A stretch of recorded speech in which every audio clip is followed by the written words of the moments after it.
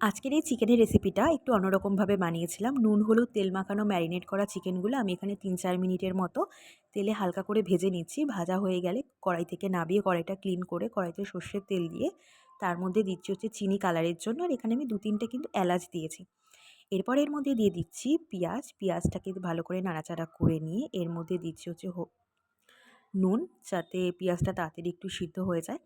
তারপর এর মধ্যে দেবো হচ্ছে আমি কাঁচা টমেটো বাটা। এটা একটা ট্রিক্স তোমাদেরকে জানিয়ে রাখছি। কোনো রান্না করার আগে চিকেন বলো, মাটন বলো, কোনো রান্না করার আগে যদি তোমরা তেলের মধ্যে তেল গরম করে তার মধ্যে যদি তোমরা আগে টমেটো পেস্টটা দাও, এতে কিন্তু কালারটা খুব সুন্দর আসে আর খেতেও কিন্তু খুব দারুণ হয়। এরপর আমি একে একে মশলা দিয়ে দিচ্ছি। নুন, হলুদ, ধনে গুঁড়ো, জিরে গুঁড়ো দিয়ে মশলাটাকে বেশ ভালো করে কষাচ্ছি।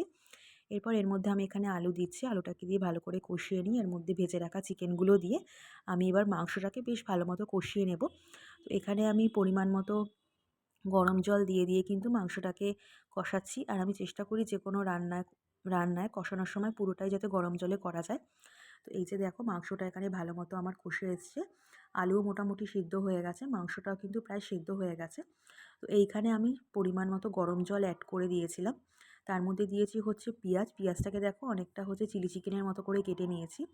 তো পেঁয়াজটা দিয়ে আমি এখানে আবারও একটু কিছুক্ষণ কষিয়ে নিচ্ছি। তো কষিয়ে নেওয়ার পর আমি এখানে পরিমাণ মতো জল দিয়ে দেবো। যতটুকু ঝোল আমার প্রয়োজন সেই পরিমাণই আমি এখানে জল দিচ্ছি।